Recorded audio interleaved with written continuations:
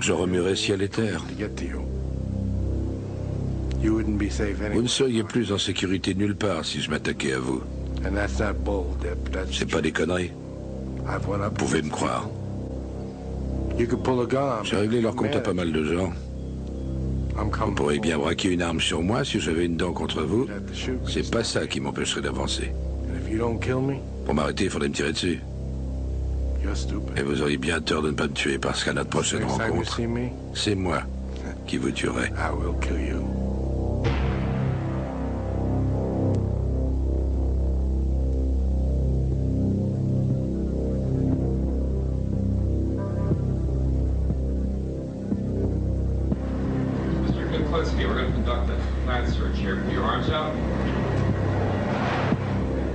En 1991, la chaîne américaine HBO interviewe Richard Kuklinski, un tueur à gages appelé l'Homme de glace, pour une émission spéciale de la série America Undercover. Combien de personnes avez-vous tué? Ça doit aller chercher dans les...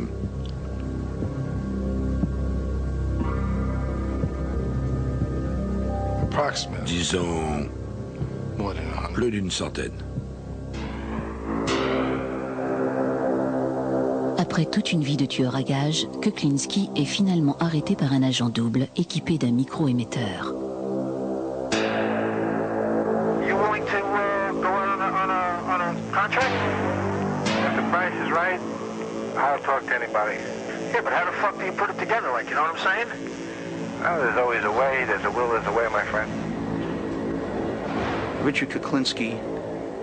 Richard Kuklinski est l'un des plus dangereux criminels qu'il y ait jamais eu dans ce pays.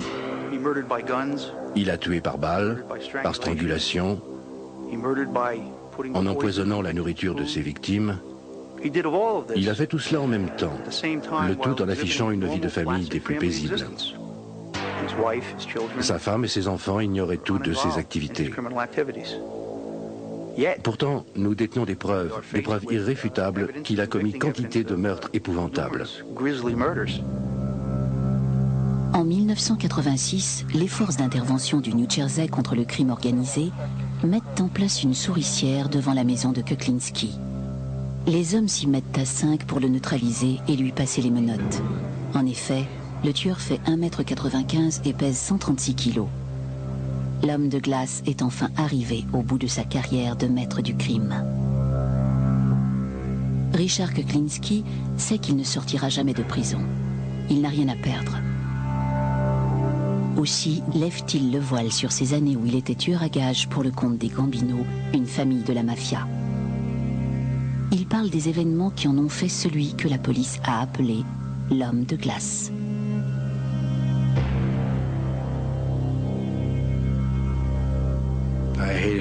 Je détestais mon père. Si j'avais pu, sans doute, l'aurais-je tué. Et cela m'aurait fait sûrement plaisir. Mon père me battait pour un rien. Je n'avais qu'à lever les yeux sur lui. C'est de lui que me vient cette impression d'être déconnecté quand quelqu'un meurt sous mes yeux.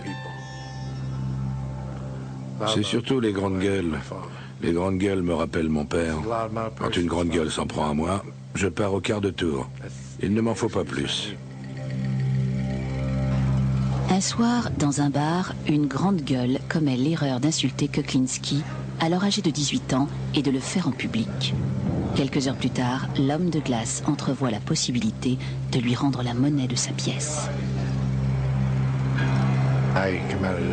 En sortant du bar, je l'ai vu qui dormait dans sa voiture. Je me suis dit, je te tiens un petit con, ça va être ta fête. Je vais t'offrir un feu d'artifice. Et c'est ce que j'ai fait. J'ai dégoté une bouteille, de l'essence, et j'ai lancé le tout dans sa bagnole.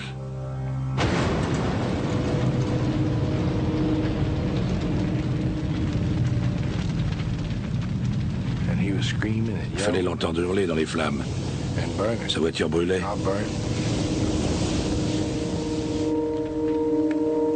Ça sentait le cochon brûlé. J'ai poursuivi ma route et quand j'ai tourné au coin de la rue, on entendait toujours ces cris.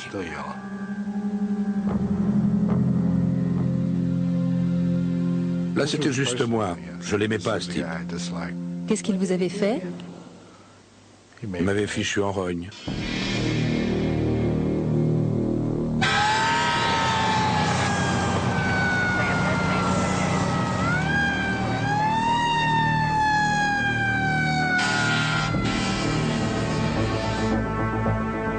À 25 ans, Richard Kuklinski peut tuer de sang-froid. Dorénavant, il veut être payé pour ça. Il y a de l'argent à se faire dans le meurtre sur commande. Pour faire preuve de ses capacités, il passe une audition devant Roy DiMeo, un patron de la mafia. Il m'a dit, bon, si tu dois te joindre à nous, ce que j'attends de toi, c'est que si je te dis de dessouder un type, tu le fasses sans poser de questions. J'ai répondu oui, ça devrait pouvoir se faire. Et lui, comment ça? Tu peux ou tu pourrais? Tu penses pouvoir le faire? Oui, je pense que je pourrais. Il a demandé à Freddy d'aller chercher la voiture. Il y est allé. Lui et moi, nous nous sommes assis à l'arrière et Freddy était au volant. On est allé quelque part, je ne sais pas où, c'était à New York. On est resté là pendant un moment. On est arrivé à destination. On a attendu un peu et de loin, on a vu un type qui venait vers nous. Il promenait son chien. Roy a dit, bon, tu vas descendre ce mec? J'ai demandé, hein, quoi? De qui tu parles? Il a répondu, ce mec-là qui promène son chien. Alors je suis descendu de la voiture. Je me suis dirigé vers ce type qui promenait son chien comme n'importe quel Pékin. Quand on s'est croisés, je me suis retourné et je lui ai tiré dessus.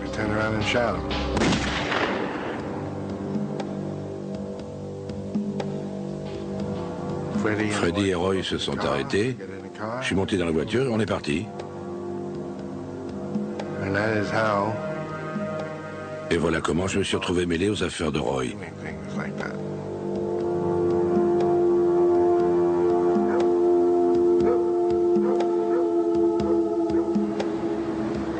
Un bouge, appelé Gemini Lounge, à Brooklyn, sert de repère à Roy DiMeo.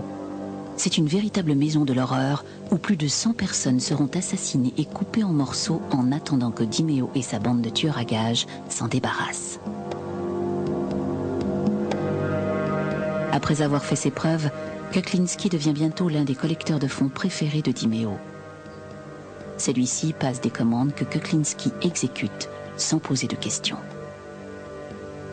Il voulait que je m'occupe de ce type, mais il voulait d'abord lui parler.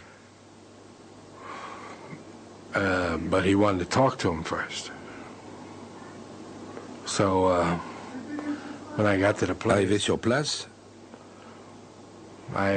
j'ai demandé l'argent au mec. Il a répondu qu'il ne l'avait pas, que Roy n'avait qu'à attendre qu'il en trouve, un point c'est tout. Il devait attendre. Je lui ai dit qu'il allait devoir parler à Roy, qu'il voulait lui parler. J'ai composé le numéro et lui ai passé le combiné en disant « Tiens, il veut te parler ». Je suppose qu'une sorte de mise en scène devait lui faire croire que tout allait bien parce qu'il m'a rendu le combiné en disant « Je t'avais bien dit qu'il attendrait. Il est dans de meilleures dispositions, t'inquiète pas. Il veut te parler maintenant. » J'ai repris le combiné et Roy m'a dit « Tue-le. »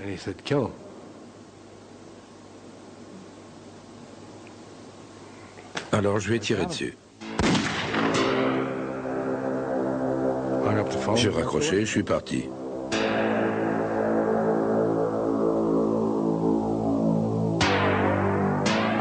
Je ne suis jamais que l'homme des situations difficiles. C'est tout.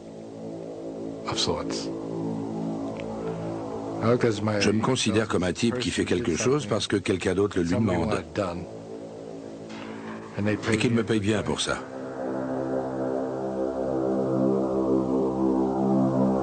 Au début des années 80, cela commence à sentir le roussi pour les Gambino. Une vaste enquête remonte jusqu'à leur patron, Paul Castellano. Au fur et à mesure que la pression augmente, la famille se fait de plus en plus de soucis quant à d'éventuels témoins. L'un, notamment, pose un problème majeur. Il s'agit de Peter Calabro. La famille passe commande et c'est Kuklinski qui décroche le contrat.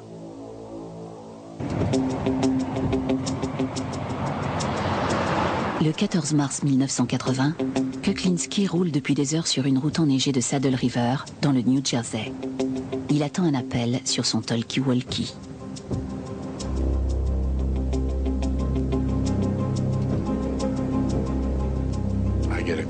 J'ai reçu un appel me disant qu'il était en route. Il allait arriver. Il neigeait. Les routes étaient très mauvaises.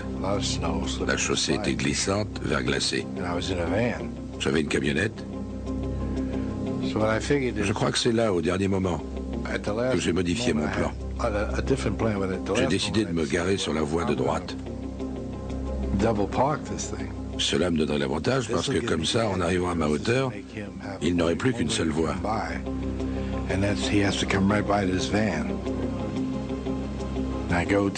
Je suis passé à l'arrière de la camionnette et je suis sorti.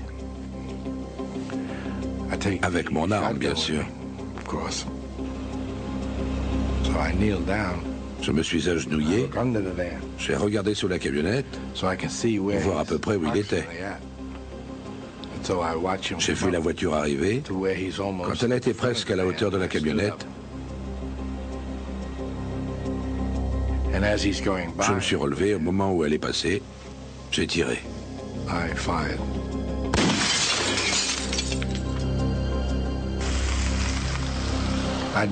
Je ne connaissais pas cet homme. Je ne savais pas quelle tête il avait, ni ce qu'il faisait. Le lendemain, j'ai lu qu'il était de la police.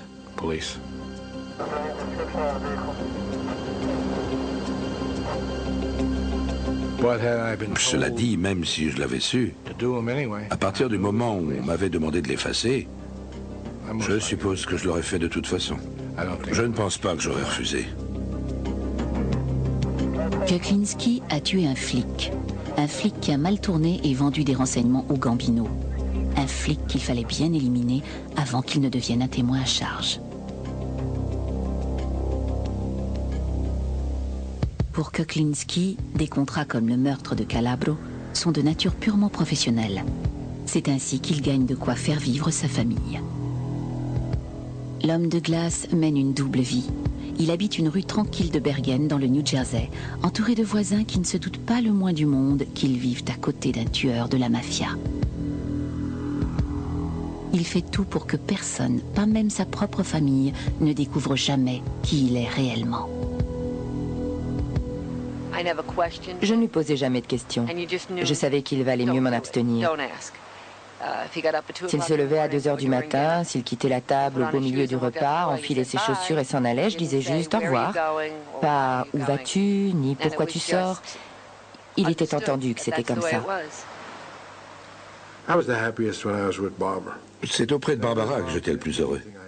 Elle n'a jamais été impliquée dans quoi que ce soit. Je ne lui disais jamais rien. Si je lui avais dit ce que je faisais, elle aurait eu la peur de sa vie. Elle savait que j'étais d'un tempérament violent. Et j'étais effectivement violent. Mais elle ne se doutait sûrement pas que je pouvais aller aussi loin.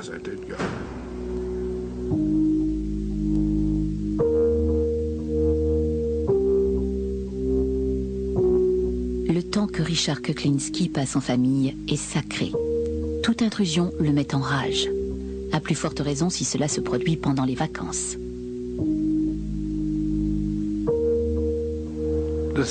Il y avait un type qui me devait dans les $1600. Noël arrive, je vais le voir et il me dit « Viens avec moi, on va se payer du bon temps, on va faire la fête, trouver des filles, tout ça. » Moi je réponds « Non, c'est cet argent que je veux, j'ai des choses à acheter. » Et le voilà qui me raconte une histoire. Des salades. Je l'ai planté là. J'étais plutôt en rogne. J'ai pris un bus et je suis rentré chez moi.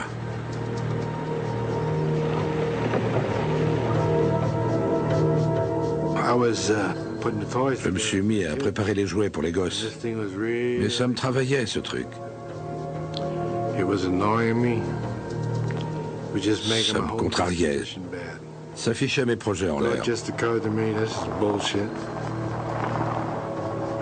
Le soir de Noël, après minuit, toute la famille est allée se coucher. Kuklinski prend sa voiture et se rend à New York. Je suis allé dans son bar. On m'a dit qu'il venait de sortir, qu'il était garé tout près de là, sur un parking. Le parking était fermé, mais il y était. J'ai vu sa voiture, le moteur tournait, mais elle était couverte de neige.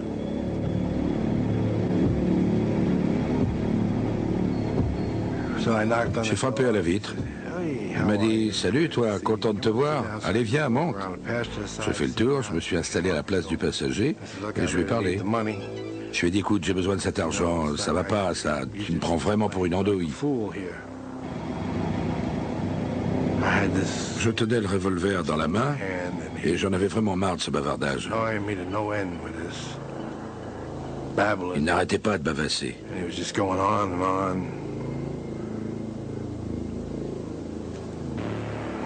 Et j'ai tiré. Je ne voyais rien du tout parce que les vitres étaient couvertes de neige. Quand le coup est parti, l'éclair m'a aveuglé. J'ai vu 36 chandelles. Mes oreilles tintaient. Ça avait fait un bruit d'enfer dans une voiture. Je n'entendais rien, je ne voyais rien.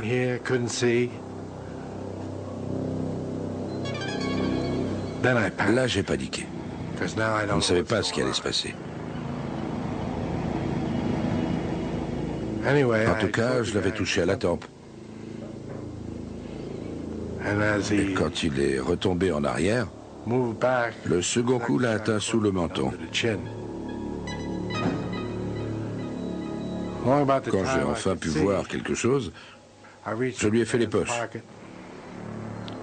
Il avait un rouleau de billets. J'ai pris mes $1600 et j'ai remis le reste.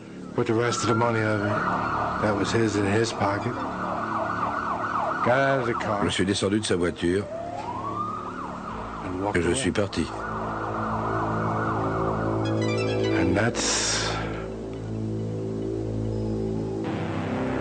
Voilà ce qui s'est passé un soir de Noël à New York.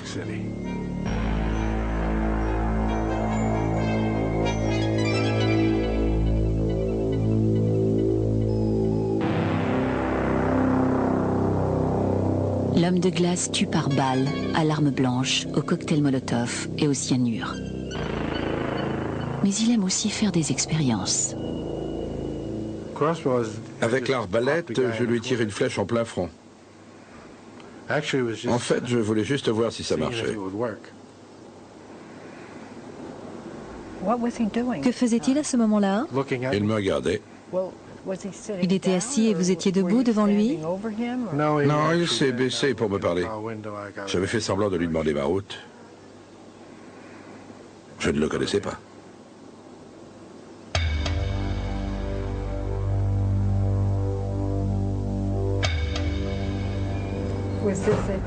C'était un contrat, un coup de colère, quelque chose de personnel? Rien de tout ça. C'était quoi? Je voulais juste savoir si ça marchait, ce truc. Vous voulez dire que vous avez fait une expérience sur quelqu'un? C'est cela. Et ça a marché? Mais comment? Ça lui a presque traversé la tête.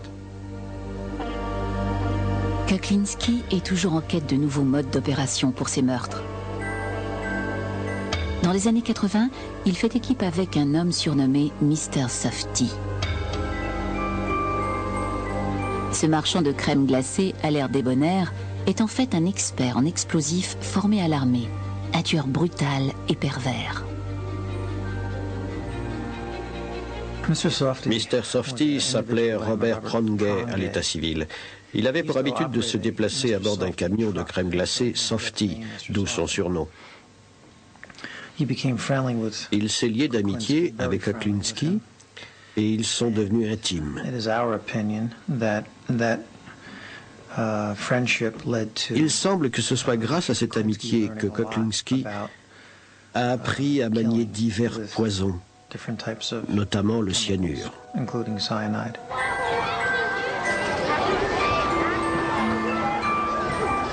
Il m'a vraiment appris beaucoup de choses. Mais il était complètement fou.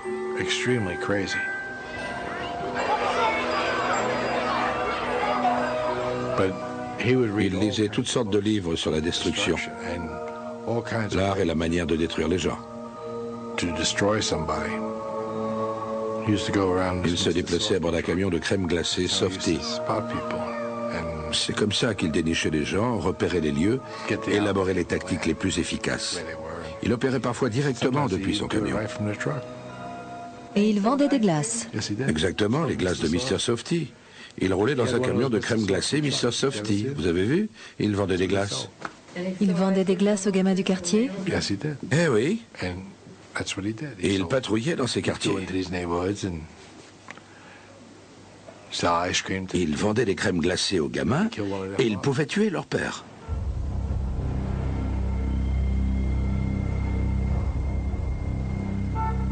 Le 9 août 1984, Mr. Softy est retrouvé mort, affalé sur la banquette de son camion de crème glacée. Il avait été tué de plusieurs balles dans la tête.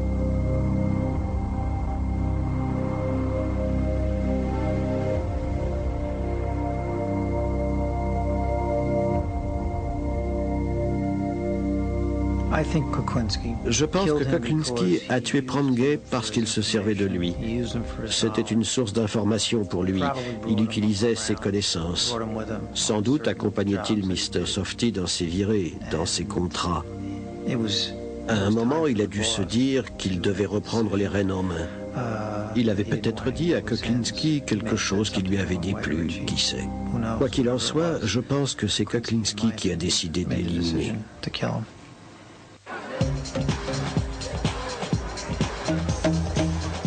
Après le meurtre de Prangay, on loue les services de Kuklinski pour un contrat extrêmement dangereux. Personne d'autre ne s'y serait risqué.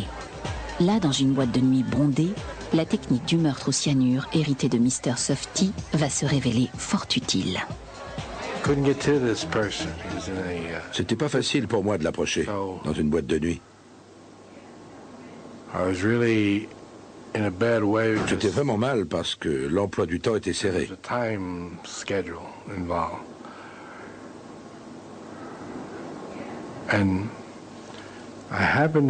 Alors j'ai regardé ces gens. Et il se trouve qu'il y avait quelques homos qui dansaient, discutaient, tout ça. Et personne ne leur accordait la moindre attention, quoi qu'ils fassent. En fait, les gens évitent de fixer les homos. D'où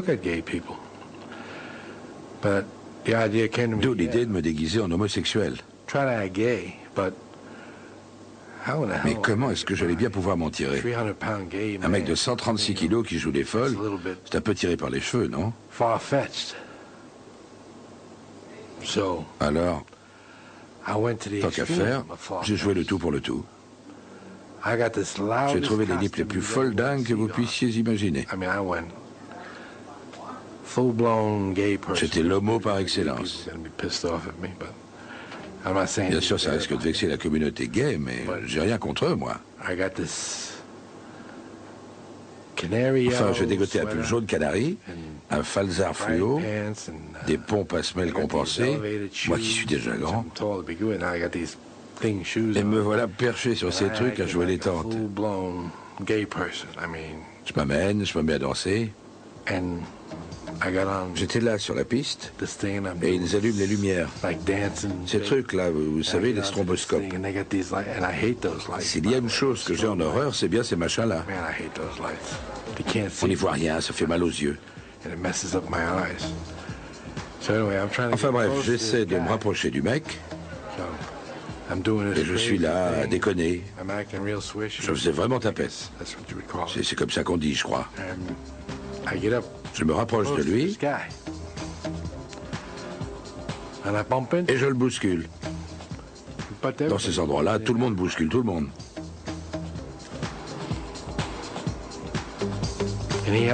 Mais lui, il a eu une crise cardiaque. Parce que j'avais une seringue hypodermique. Et quand je l'ai bousculé, je l'ai piqué avec. Qu'y avait-il dans cette seringue? Là, une crise cardiaque.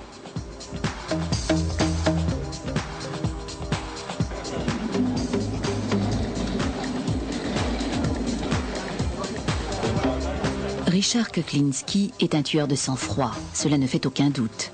Et bien des gens pensent que c'est pour cela qu'on l'appelle l'homme de glace. Mais les forces de l'ordre ont une autre raison de lui donner ce sobriquet. Car pour brouiller les pistes, il met parfois ses victimes au congélateur pendant de longues périodes, entraînant une confusion quant à l'heure de la mort. Ce fut notamment le sort d'un certain Louis Masguet.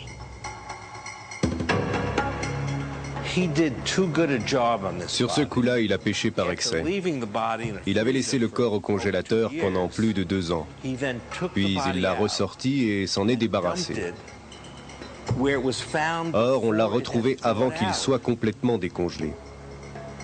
Quand le légiste a pratiqué l'autopsie, il a trouvé de la glace à l'intérieur du corps.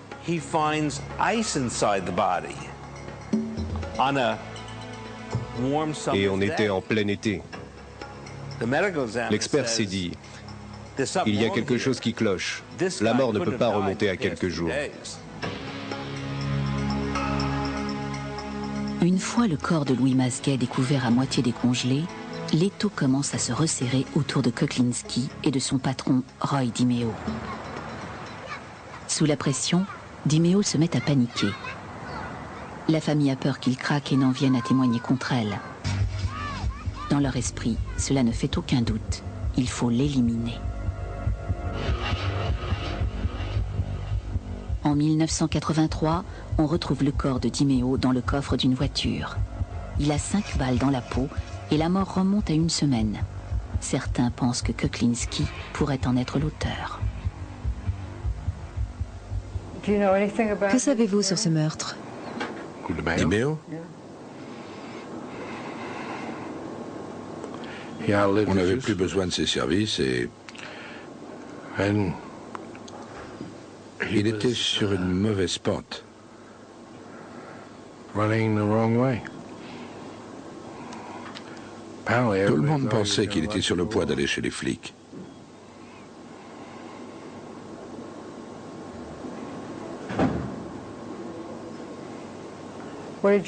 Cela vous a fait quoi quand il a été tué? Qu'avez-vous ressenti? J'étais dévasté. Non, je blague. Quoi? Je vous mène en bateau. J'étais pas dévasté. C'est ma façon de faire de l'humour. Mais à ce moment-là, je me suis dit que ça ne pouvait pas toucher un plus chic type. Si quelqu'un devait mourir ce jour-là, il avait bien choisi son jour.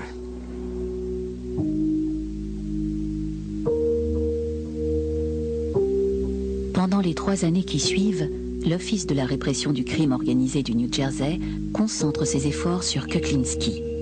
Celui-ci se sent acculé et se met à éliminer quiconque pourrait révéler ses activités criminelles. S'il vous donne du « mon ami », vous avez du souci à vous faire. Les amis d'hier deviennent vite les ennemis de demain. L'un de ses amis reconverti en ennemi a été son associé. Son nom, George Maliband. Georgie boy. Le petit Georgie. Yeah. Liked him. Je l'aimais bien. Actually, Sans blague. yeah, really liked Je l'aimais bien. One of the few C'est un des people I rares pour ever qui j'ai eu really réellement de l'affection. Mais Maliband prend de mauvaises habitudes.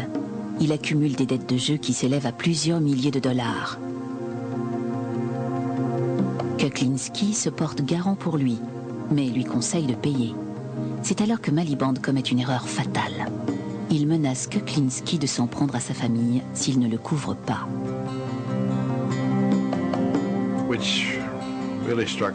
Là, il m'avait piqué au vif. Sur le coup, ça m'avait secoué, mais j'essayais de ne pas le montrer. Je pensais qu'il disait ça seulement parce qu'il était nerveux, qu'il débloquait. Apparemment, c'était plus grave que ça. L'homme de glace ne parvient pas à oublier que Miliband a menacé sa famille. Quelques semaines plus tard, il commence à envisager de le supprimer.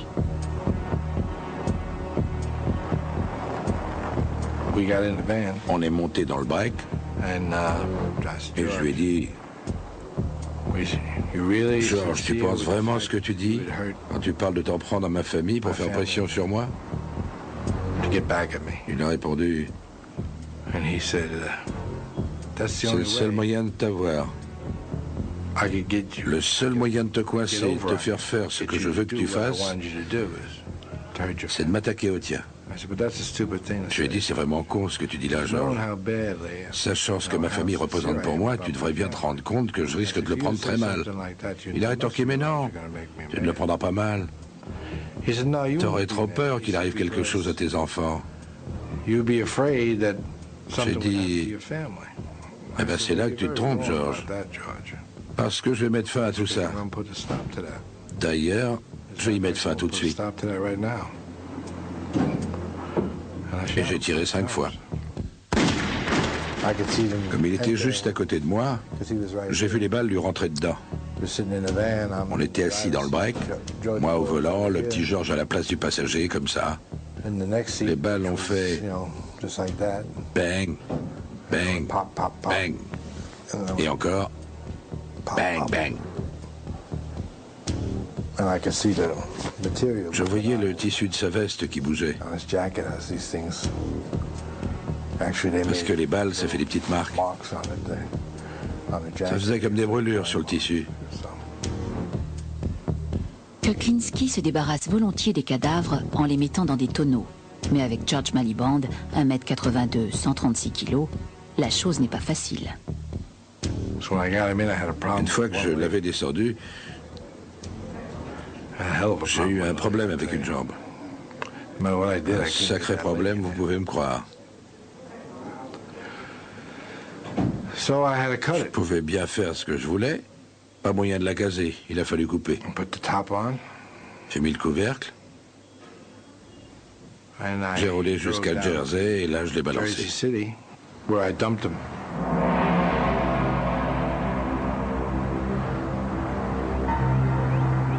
Le lendemain matin, un passant remarque un tonneau métallique renversé sur le côté. Il s'approche pour voir cela de plus près et voit une paire de jambes dont l'une, ensanglantée, a été démantibulée. Il s'agit du corps de George Miliband. Et la police sait bien que Kuklinski est le dernier à l'avoir vu vivant. La répression du crime organisé du New Jersey a dorénavant une mission bien précise. Réunir suffisamment de preuves pour arrêter et confondre Richard Kuklinski.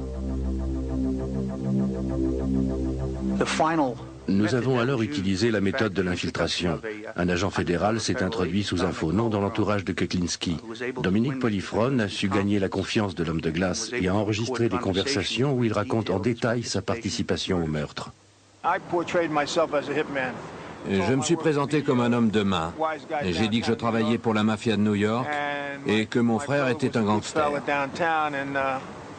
Et j'ai dit que je m'appelais Dominic Michael Provenzano.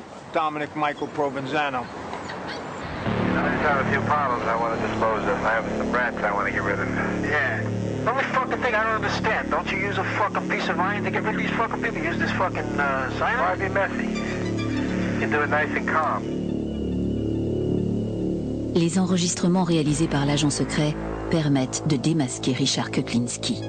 Sa carrière de tueur à gages est terminée. Lors de son procès, ses proches comprennent qu'ils ignoraient totalement qui était Richard Kuklinski et que le terrifiant homme de glace et lui ne faisaient qu'un.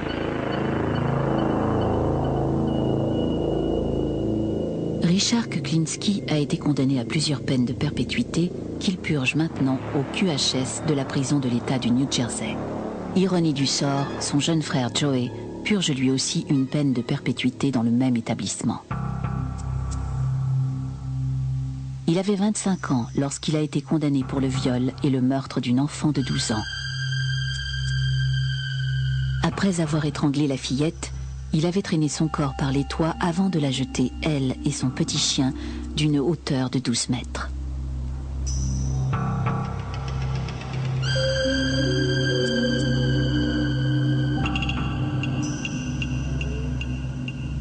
Est-ce que vous voulez parler de votre frère? De quoi voulez-vous parler? Il n'y a rien à dire.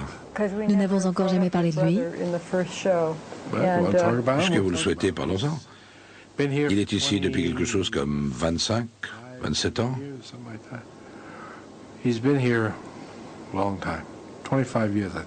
T'as fait un bail, 25 ans. Je ne suis pas totalement sûr, ça doit être dans ces eaux-là. Et il est ici pour meurtre? Oui. Que s'est-il passé? Quel âge avait-il? C'était un jeune homme.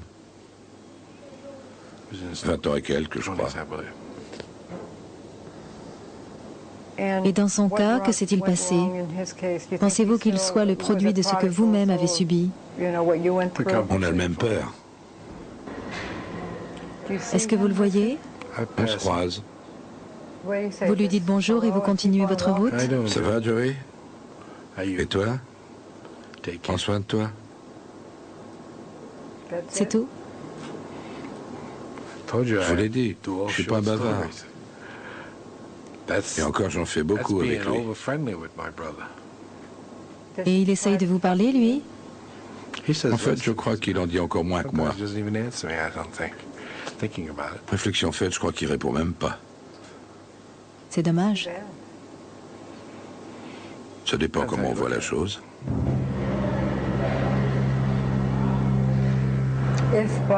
Richard, si par miracle vous deviez sortir demain, c'est une supposition, que feriez-vous?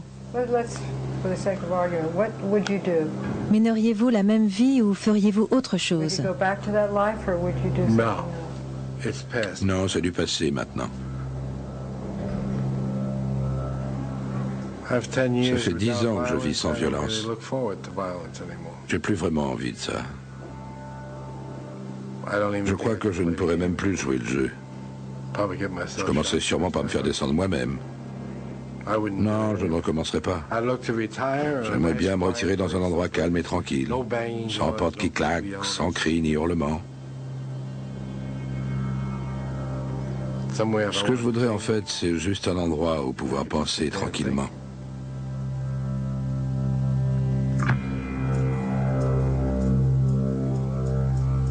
Y a-t-il un meurtre que vous refuseriez de commettre, même si on vous payait pour?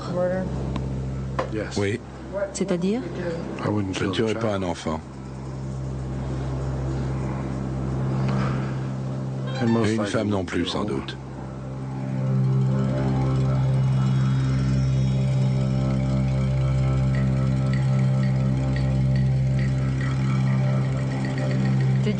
Avez-vous jamais pensé à épargner quelqu'un? Et si oui, pour quelle raison? Oui.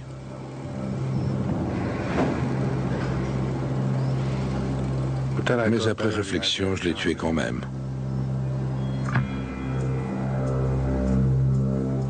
Avez-vous jamais tué quelqu'un que vous aimiez bien? Tous mes amis sont morts. À un moment donné, j'ai certainement eu de l'affection pour eux. Mais pas au moment où vous les avez tués. Je les aurais peut-être tués quand même.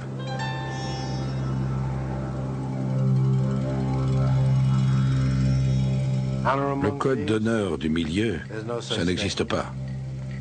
Vous savez, j'ai atterri en prison à cause d'un ami de 30 ans. Je l'aimais bien.